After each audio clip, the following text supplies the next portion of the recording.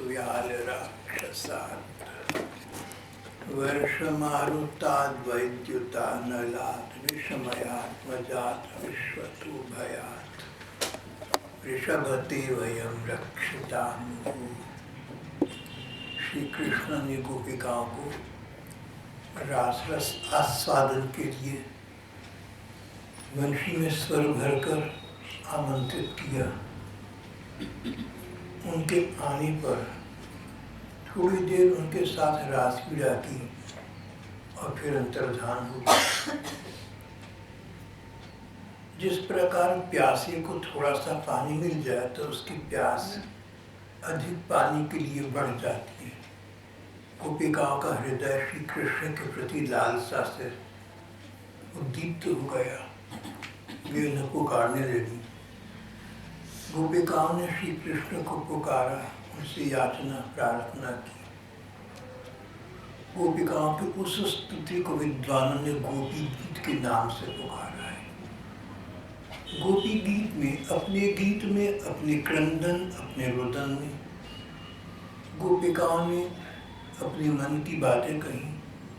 किसी गोपिका ने कुछ कहा, किसी ने कुछ कहा। अनेक गोपिकाएं थी, जिसके मन में जैसा आया उसने वैसा कहा। गोपिकाओं ने कहा, कृष्ण तुमने अनेक प्रकार के कष्टों से हमारी रक्षा की है।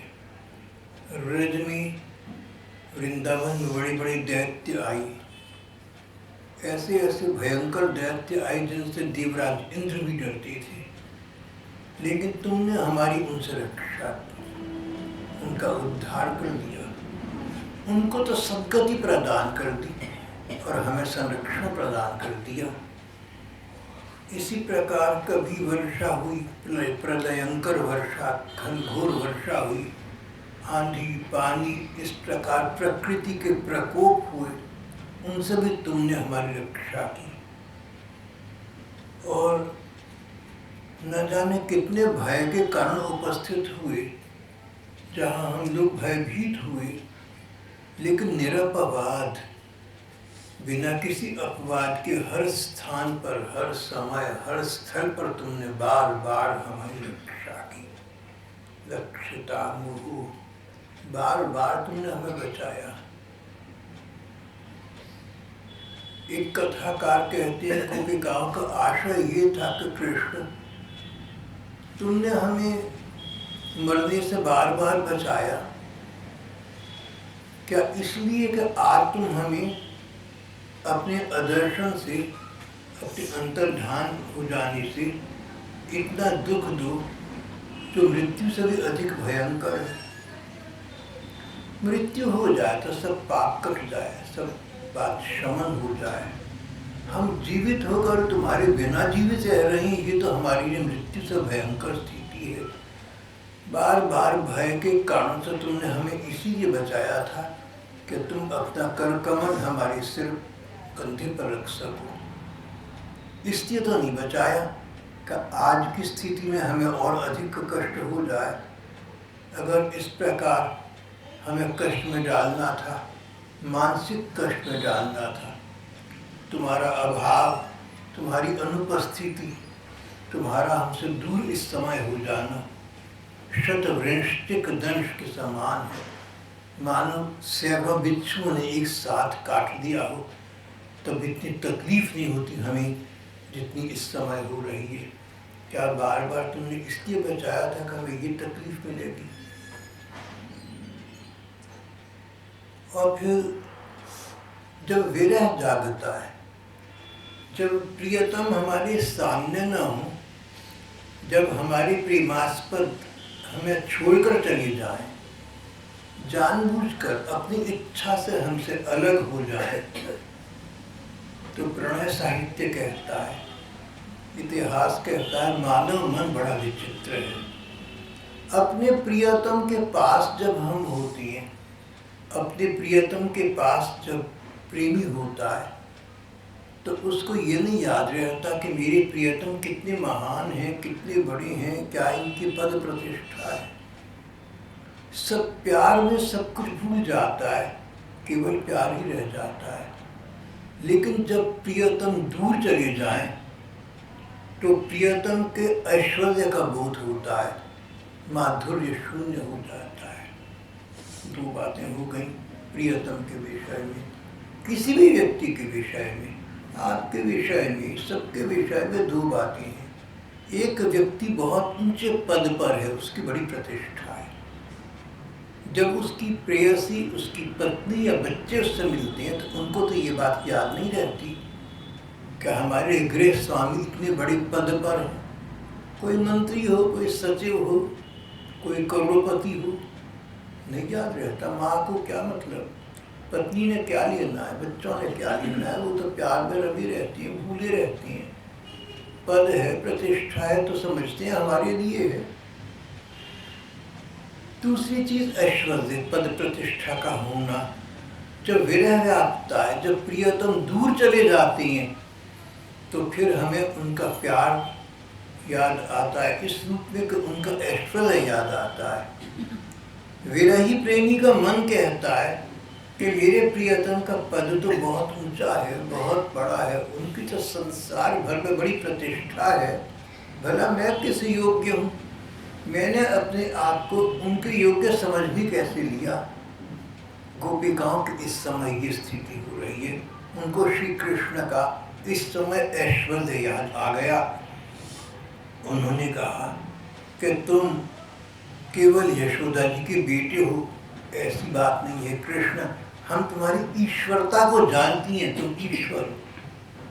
अखिल देहि नाम अंतरात्म दृक्, प्रत्येक जीव में जो जीवनी शक्ति है, प्रत्येक मनुष्य में जो जीवात्मा का तत्व है, वो तुम्हारा अंश है। व्यक्ति तभी तक जीवित है, कोई भी जीव तभी तक जीवित है जब तक तुम्हारा अंश उसमें है। जिस व्यक्ति में से भगवान निकल गए वो तो मृतक शरीर, उसका तो अंतिम विसर्जन कर दिया जाता है।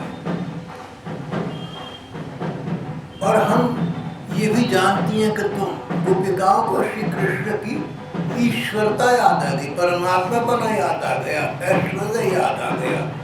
विघन सार्थितो विश्व गुप्त सख उदेयवान सात्वता। विघन सार्थितो, विघन सार्थ ब्रह्मा जी, पद्मयोनि ब्रह्मा जी, चतुरानंद ब्रह्मा जी की प्रार्थना से इस विश्व का कल्याण करने के लिए, केवल ब्रज का नहीं, केवल वन का नहीं, पूरे संसार का कल्याण करने के लिए तुम इस पृथ्वी पर प्रकट हुए हो। यदुवंश में उत्पन्न होना तो तुम्हारा एक लीला का विलास है। जैसे सूर्य पूर्व दिशा से उगता है लेकिन प्रकाश चारों दिशाओं को देता है, सारे संसार को देता है। इसी प्रकार भले ही तुम किसी वंश विशेष में उत्पन्न हुए पर सारे संसार के कल्याण के लिए उपस्थित हुए हो। स्वयं ब्रह्मा जी ने तुम्हारे से प्रार्थना की थी, उनकी प्रार्थना कर दी पर तुम आए हो। ऐसे में कृष्ण, हम तो तुम्हारी प्रेम में उन्मत्त हैं, उन्मादिनी हैं। हम तो तुम अपना सखा मानती हैं, हमारे साथ तो सखापना निभाते हो, हमारे साथ तो प्यार से बातचीत करते हो। हम मिलते जुलते हैं, आपस में उठते बैठते हैं, खाते पीते, मित्रों की भांति रहते हैं। हमारे साथ अपना ऐश्वर्य प्रयोग करना तुम्हें उचित नहीं लगता, तुम्हें ठीक नहीं लगता। हमारे साथ तो तुम प्यार का व्यवहार करो, हमारे साथ ऐश्वर्य को बीच में मत लाओ, हमारे साथ तो अपनी मधुरता का ही संबंध बनाए रखो। विरचिता भयम वृष्णि धूयति चरण वियुषाम संस्कृतिर्भयात्।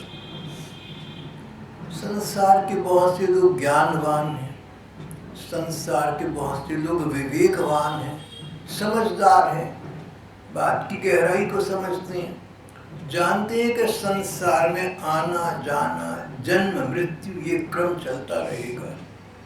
जन्म होगा, जीवन होगा, जीवन में वही रोग होंगे, वही अशांति होगी, वही तनाव के कारण होंगे जो अब तक रहे हैं। हर जीवन में यही होगा, हर जीवन में अंततः मृत्यु होगी। जन्म और मृत्यु का ये क्रम, ये कुचक्र चलता रहेगा।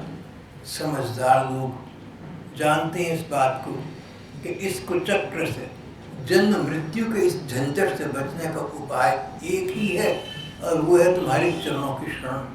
भगवान, जिसने तुम्हारे चरणों की शरण ग्रहण की उसको तुमने अपने हाथों में ले लिया। तुमने अपने कर कमल, अपने कोमल हस्त अपने हाथ उसके सिर पर रख दिए, उसके कंधे पर रख दिए, उसको आश्वस्त कर दिया, उसको चिंता मुक्त कर दिया, उसको सद्गति और परम पद की प्राप्ति करा दी, उसको अपनी सेवा का अधिकार प्रदान कर दिया, उसको अपना प्रेम प्रदान कर दिया। वो रीता न रहा, वो खाली न रहा। जो तुम्हारे द्वार पर आ गया खाली कभी नहीं गया। जे जाचकता जरे जाए। तुमसे मांगने पर कोई मंगता नहीं रहता। जो मांगता है सो तो मिल जाता है, उससे अधिक तुम स्वयं नहीं देती हो। कर सरूर हम कांत कामदम शिरसी थे न श्रीकर ग्रहम। श्री कृष्ण, जो लोग तुम्हारी शरण में आती हैं, तुम्हारे चरणों के शरण में आती हैं, तुम अपने कर कमल उनके सिर पर रख देते हो। हम भी तुम्हारी शरण में आई हैं, हमारे सिर पर अपना कर कमल रखकर हमें अभय दान दो, हमें आश्वासन प्रदान कर दो। व्रज जनार्दिहन वीर योषिताम निधनस्मयद्धन सनस्मिता। भज सखी भवत किंकरी स्मनु जलरुहाननम चारुदर्शन। फिर हमारी प्यारी सखा, हम तो तुम्हारी दासी हैं। भवत किंकरी, हम तो भवत किंकरी आपकी, हम तो तुम्हारी दासी हैं, तुम्हारी भृत्या हैं, तुम्हारी सेविका हैं। भज सखे भगवत किंकरी स्मरो। और हमारे प्रति हम तुम्हारी दासी हैं। स्वामी का काम है दास दासी का पोषण करना, उनका ध्यान रखना। अच्छा मालिक अपने नौकर का ध्यान रखता है, अच्छे स्वामी अपने दास दासियों का ध्यान रखते हैं। तुम सबसे अच्छे स्वामी हो, तुमसे बड़ा अच्छा स्वामी कौन होगा। हम तुम्हारी सेविका हैं, हम तुम्हारी दासी हैं। हमारा पोषण करना, हमारा ध्यान रखना तुम्हारा सहज कर्तव्य है, सहज स्वभाव है।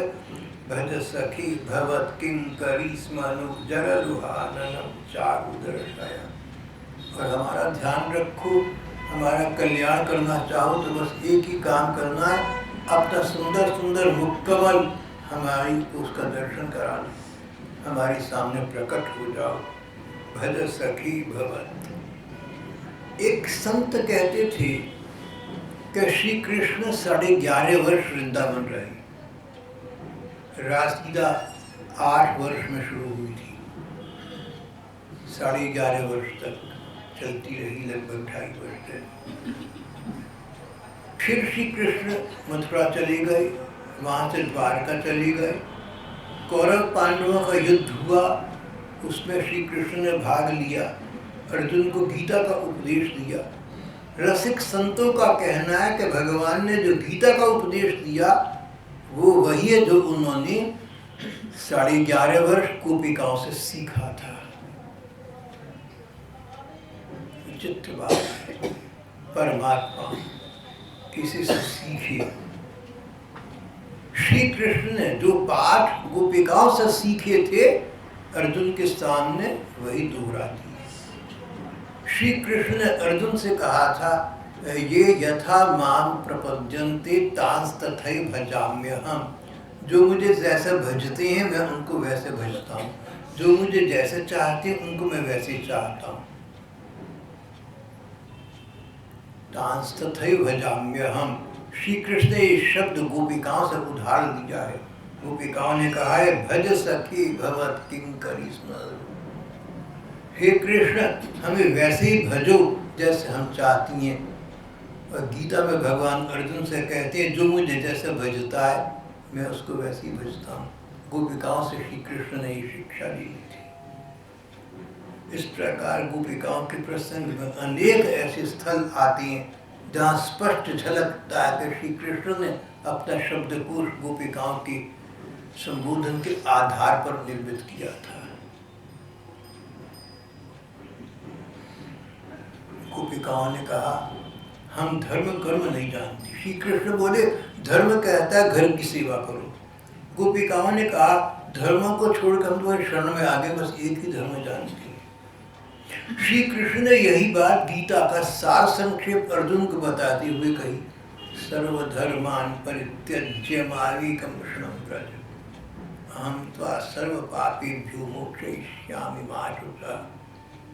जो गोपिकाओं ने कहा था श्री कृष्ण ने तोते की तरह दोहरा दिया। गोपिकाओं ने जो बात कही थी श्री कृष्ण ने दोहरा दी अक्षरशः, बिल्कुल वही की वही। सब धर्मों का परित्याग करके मेरी शरण में आ जाओ। सर्वधर्मान परित्यज्य मामेकं शरणं व्रज, एकमात्र मेरी शरण में आ जाओ, सब धर्मों का त्याग कर दो और तुम मेरे चरण शरण ग्रहण करोगे। सर्व पापेभ्यो, सब पापों से मैं तुम्हें मुक्त कर दूंगा। महाशुचः, चिंता इसकी मत करो। एक बार मेरी चरण शरण ग्रहण कर दो तो पापों से मुक्त तो मैं तुम्हें स्वयं कर दूंगा, उसकी चिंता मत करो। किसी धर्म की आवश्यकता नहीं। गोपिकाओं ने यही तो कहा है, हमें धर्म का क्या पता, हम तो तुम्हारी शरण में आ गई हैं। अब अच्छे हैं बुरी हैं जो हम भले बुरे सो तेरे। गोपिकाओं से सुनकर, अपनी प्रेयसी गोपिकाओं से सुनकर श्री कृष्ण ने अपने सखा अर्जुन को ये बात दोहरा दी गीता जी में।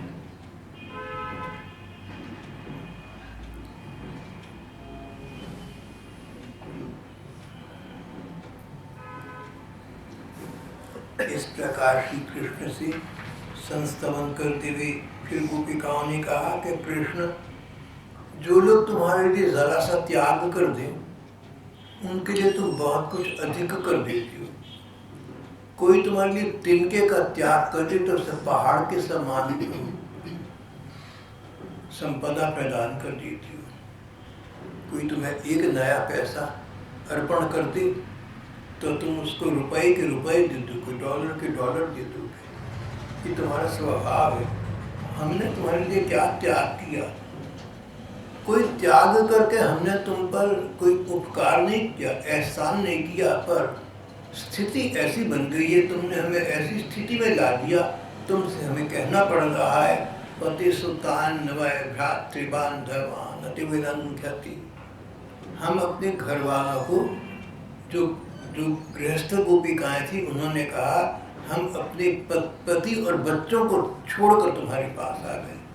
पति और बच्चों को छोड़ना आसान काम नहीं होता, हमने छोड़ दी। अंतिम त्यज्युता गता गति विदस्तवोद्गीत मोहिता कितवयोषिता कस्त्यजित श्याम सुंदर। हम अपने पति पुत्र भाई बंधु कुल परिवार का त्याग कर तुम्हारे पास आ गए हैं। इस प्रकार हमें छोड़ देना, इस प्रकार हमसे उपरामता की बातें करना, इस प्रकार हमारे सामने से अनुपस्थित हो जाना तुम्हें शोभा नहीं देता।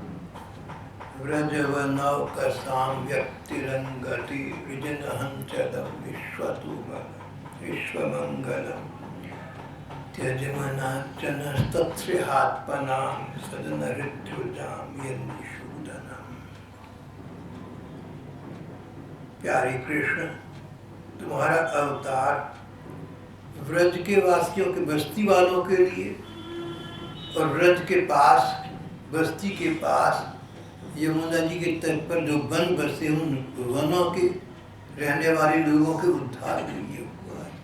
श्री कृष्ण तुम्हारा अवतार तो हुआ ही इसलिए कि व्रज के लोगों की रक्षा करो, वन के लोगों की रक्षा करो, इतना ही सारे संसार की रक्षा करो। तुम्हारे अवतार का तो लक्ष्य ही ये है, उद्देश्य ही ये है। व्रजवनौ कसाम व्यक्तिरंगति वृजनहंचलम विश्वमंगलम। तो फिर देखो, हमारा हृदय तुम्हारी प्रति लालसा से भर रहा है, हमारा दिल चाह रहा है कि तुम सामने आ जाओ। तुम्हारी मिलन की इच्छा से हमारा रोम रोम संतप्त हो रहा है। कुछ ऐसी औषधि प्रदान करो जो तुम्हारे निज जनों के हृदय रोग को सर्वथा निर्मूल करती है। त्यजमनार्चनस्तत्स्पृहात्मना त्यजमनार्चनस्तत्स्पृहात्मनां सजन हृद्रोजाम यद्विशुद्धना। कम से कम अपने स्वजनों के प्रति तो ऐसा अनुपान प्रदान करो, ऐसी औषधि।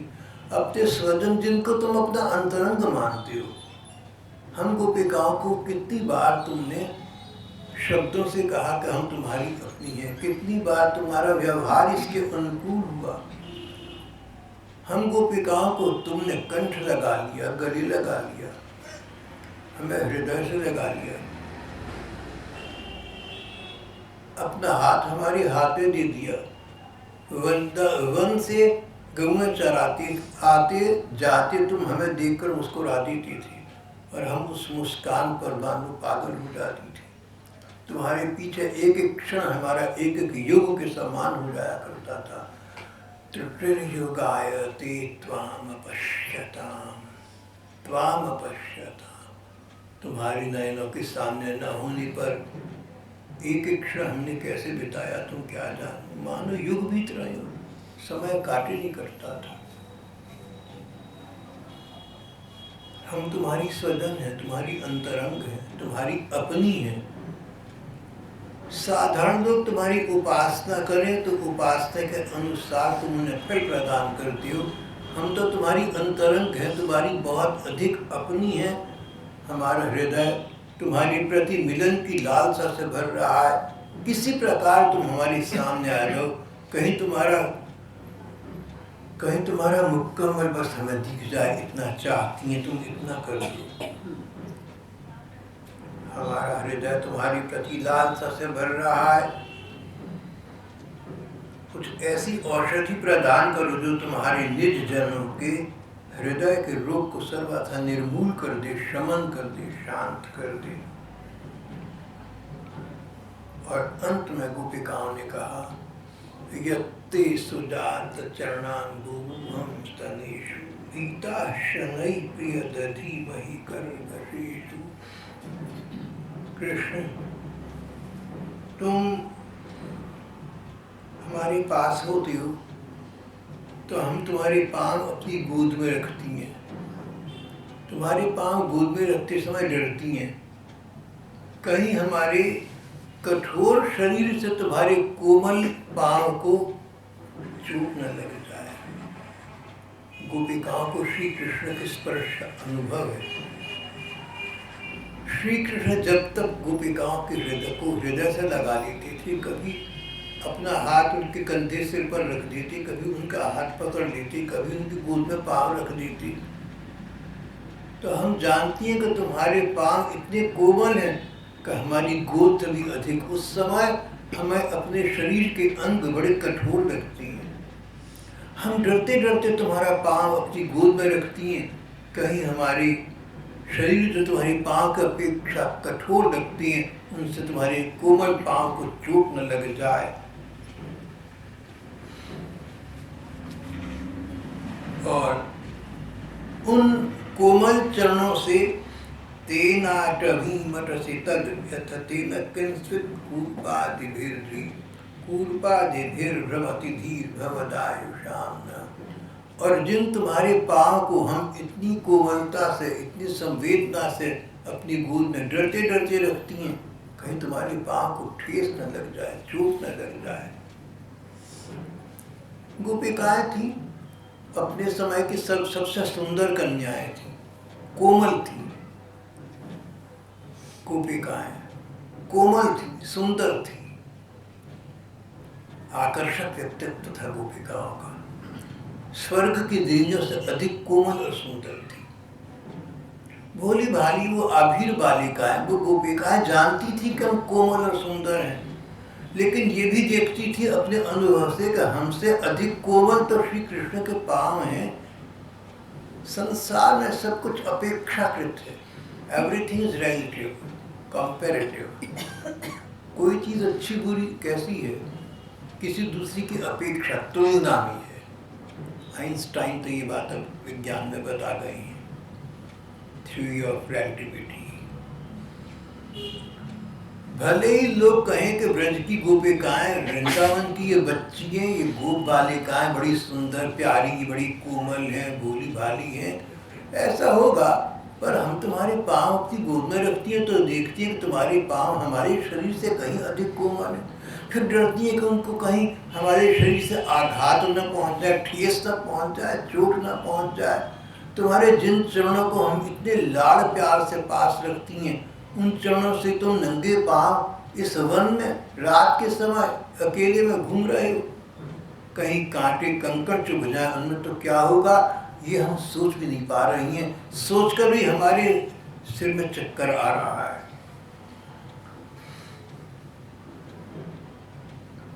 हम डरती हैं कहीं तुम्हारे पांव को चोट न लग जाए। उन्हीं पांव से तुम रात के समय घोर जंगल में छिपे भय भटक रहे हो, क्या कंकड़ पत्थर आदि की चोट लगने से उनमें पीड़ा नहीं होगी? हमें तो इसकी संभावना ही से कहीं ऐसा ना आ जाए, इस डर से चक्कर आ रहा है, हम अचेत बेहोश होती जा रही हैं। श्री कृष्ण श्याम सुंदर प्राणनाथ, हमारा जीवन तुम्हारे लिए है, हम तुम्हारे लिए जी रही हैं, तुम्हारी हैं, तुम्हारी हैं, तुम्हारी हैं, ऐसा कहकर गोपिकाएं फूट कर रो पड़ी, फक कर रो पड़ी। इति गोप्य प्रगायंत्र प्रदपंत्यधा रुरुदु स्वरम राजन, रुरुदु रो पड़ी फूट कर, रुरुदु सुस्वरम, रोते समय स्वर उनका सुंदर निकल रहा था। रोना भी ऐसा था कि पत्थर पर सींच जाए। रुरुदु सुस्वरम राजन कृष्ण दर्शन दालसा, श्री कृष्ण कहीं से दिख जाए हमें, बस एक क्षण को उनका मुख कमल सामने आ जाए, उनके चरण दिख जाए। श्री कृष्ण के दर्शन की इस अदम्य लालसा से गोपिकाएं इतनी अधीर हो चुकी थी, हताश हो गई कि अपनी बातें कहकर जब देखा कुछ मिलने वाला नहीं तो गंगा तो दोबारा कहूँगा, तो यमुना जी के उस तट पर जहाँ पर श्री कृष्ण अंतर्धान हुए थे, जहाँ गोपिकाएं पहले आकर बैठी थी, उस तट पर आकर गोपिकाएं दोबारा वहीं बैठ गईं और फूट फूट कर रोने लगी। महात्मा कहते हैं कि जब व्यक्ति भगवान को मिलने के लिए साधना करता है और साधना कर कर के समझ जाता है कि भगवान मेरी साधना से मिलने वाले नहीं है, भगवान तो अपनी कृपा से ही मिलेंगे। जब अपनी साधना से व्यक्ति हार जाता है तब भगवान सामने आ जाते हैं। गोपिकाओं के साथ ऐसा हुआ, गोपिकाएं भगवान का अन्वेषण करते हुए खोजते खोजते पुकारते चीखते रोते थक गई और यमुना जी के तीर पर आकर निराश विवश लाचार सी होकर अधीर सी होकर बैठ कर वो क्या करें। तभी साक्षात मन्मथ, तभी सुंदरता को विलज्जित करने वाले श्री कृष्ण गोपिकाओं के सामने प्रकट हो गए। उनका मुखड़ा मंद मुस्कान से खिला हुआ था, गले में वनमाला थी, पीतांबर धारण किए हुए था। श्री कृष्ण को आया देख गोपिकाएं एकदम उठकर खड़ी हो गई, मानो निर्जीव शरीर में प्राणों का संचार हो गया, मानो मुर्दा जी उठाओ। गोपिकाएं अचेत हो रही थी, गोपिकाओं में उठने का बल न रहा था, सांस देना भारी पड़ रहा था, अक्रिय निष्क्रिय हो गई थी, जड़ सी हो गई थी। लेकिन अचानक श्री कृष्ण सामने आ गए तो ऐसे सब कुछ भूलकर उठ खड़ी हुई जैसे निर्जीव शरीर में प्राणों का संचार हो गया। एक एक अंग में नवीन चेतना, नवीन स्फूर्ति आ गई। किसी गोपी ने श्री कृष्ण का हाथ अपने दोनों हाथों में ले लिया, बोली कुछ नहीं, श्री कृष्ण का करकमल अपने दोनों हाथों में लिया और उसको सहलाने लगी। किसी गोपी ने श्री कृष्ण के बाँह, श्री कृष्ण के भुजा अपने कंधे पर रख ली और उस आनंद में ध्यान मग्न हो गई। कोई गोपी पास बैठी, उनके पांव अपनी गोद में रखे और उसमें खो गई। और कोई गोपी ऐसी भी थी जो मानव श्री कृष्ण से रूठ गई हो, उन पर क्रोध कर रही हो, जैसे प्रेयसी पत्नी अपने प्रियतम पति पर क्रोध करे, रूठ गई, मान कर बैठी और टेढ़ी निगाह से उनको देखती उनकी ओर ताकने लगी, दांतों से होठ दबाकर बैठ गई। कृष्ण तुम चले क्यों गए थे? हम तुमसे नहीं बोलेंगे।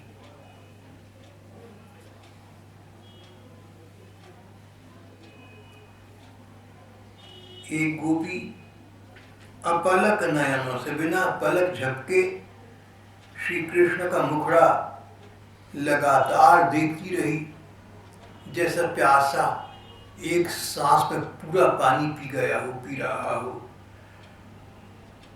और एक अन्य गोपी, उसने श्री कृष्ण की ओर देखा, ध्यान से अपलक गौर से देखा, फिर आंखें मीच लीं और जिन श्री कृष्ण को सामने देखा था आंखों के मार्ग से अपने हृदय में ले गई, आंखें मीचकर हृदयस्थ श्री कृष्ण का ध्यान करने लगी, तन्मय हो गई।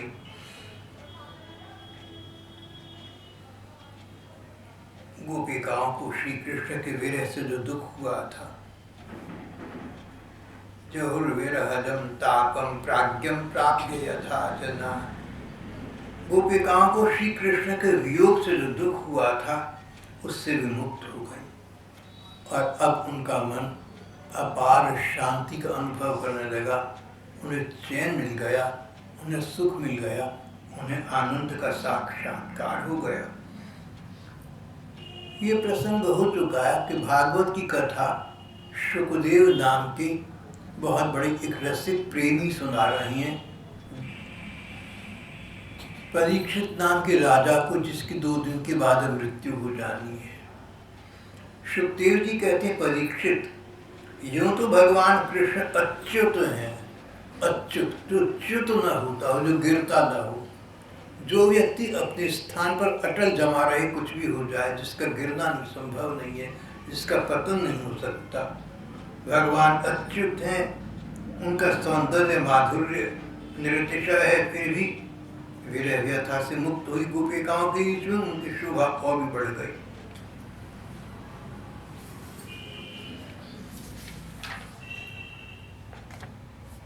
श्री कृष्ण ने रास रस के बीच गोपिकाओं को अधर में छोड़ दिया था, तभी गोपिकाएं रो पड़ी थी। अब उन्होंने उसका पुनरारंभ किया।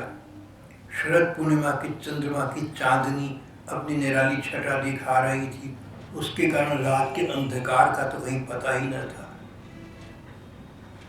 भगवान कृष्ण के पुनर्दर्शन से गोपिकाओं के हृदय में इतना आनंद, इतना उल्लास हुआ कि उनके हृदय का दुख दूर हो गया। अब उन्होंने अपने हृदय पर लगी हुई रोली और केसर से चिन्हित ओढ़नी को अपने प्यारे श्याम सुंदर पे विराजने के लिए बिछा दिया। शुकदेव जी कहते हैं, परीक्षित देखो, बड़े बड़े योगेश्वर, शिव जी और सनकादि ऋषि आदि बड़े बड़े योगेश्वर अपने हृदय में जिनके लिए आसन की कल्पना करते हैं, किंतु फिर भी बिठा नहीं पाती, वही सर्वशक्तिमान परम ब्रह्म परमात्मा आज श्री कृष्ण रूप में यमुना जी के रेती में, यमुना जी के रेते में गोपियों की एक दुकूल, एक चादर गोपिकाओं की चुन्नी के ऊपर बैठ गए।